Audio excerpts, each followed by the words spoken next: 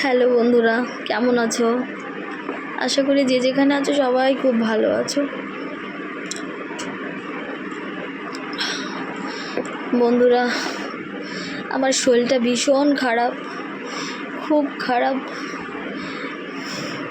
কালকে রাত থেকে ছেলেরও 100 জ্বর। আমার জ্বরটা নেই, কিন্তু আমার প্রচুর গা ব্যথা করছে, গিঁটগুলো, হাত পায়ের গিঁটাগুলো ব্যথা করছে, মাথা ব্যথা করছে। মানে আমি গায়ে কোনো এনার্জি পাচ্ছি না, আমার শরীর এত খারাপ লাগছে।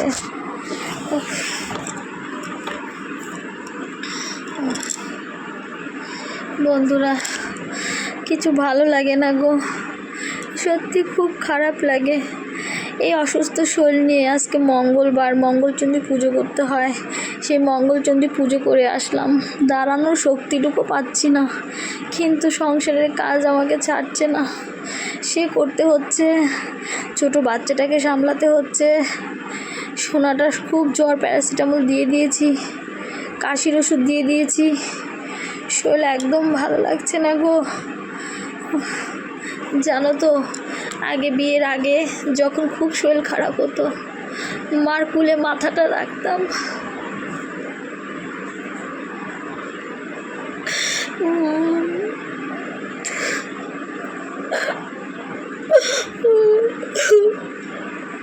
মার কাছে খুব যেতে ইচ্ছে করে।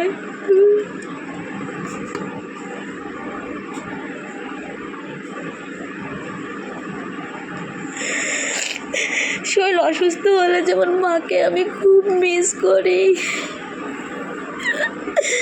এই পৃথিবীতে মার মতো কেউ নেই।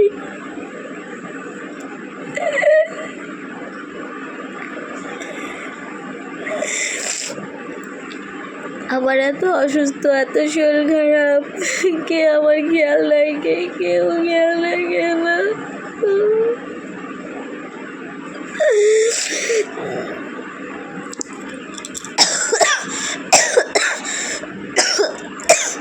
মা, তুমি কোথায় আছো মা? আমার খুব কষ্ট হচ্ছে। বন্ধুরা, তোমরা যে যেখানে আছো খুব সাবধানে থেকো, ওয়েদার একদম ভালো নেই। নিশ্চয়ই যাদের মা আছে তারা তো মার কাছে যেতে পারো, বলো? মা তো ভাত খাইয়ে দেয়। মা অসুস্থ হলে মার কাছে যদি যাই তাহলে মা তো দেখে, কিন্তু শ্বশুর বাড়িতে কে দেখবে বলো? কেউ নেই, কেউ নেই দেখার। শরীরটা একদম ভালো নেই, আমার কিছু ভালো লাগছে না।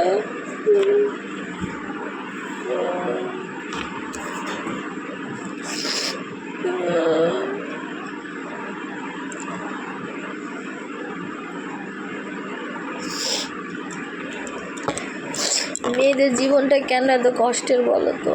যদি শ্বশুর শাশুড়ি ভালো না হয়, শ্বশুর বাড়ি ভালো না হয়, তাহলে মেয়েদের আর কষ্টের কোনো শেষ নেই। মানুষ বলে শাশুড়িকে ভালোবাসতে নাকি শাশুড়ি মার মতো হয়। এটা কখনো আমি বিশ্বাস করি না, কোনো দিন বিশ্বাস করি না, কোনো দিন না। মা শুধু মাই হয়, মার জায়গায় কখনোই কেউ নিতে পারে না, কেউ না, কেউ না। অনেকগুলো বছর হয়ে গেছে আমি আমার মাকে দেখতে পাই না।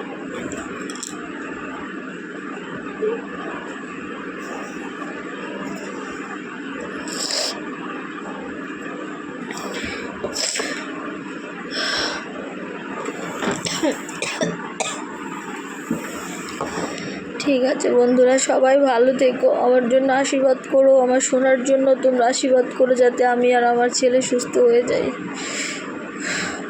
খুব ভালো থেকো সবাই, আমার পাশে থেকো, খুব ভালো থেকো।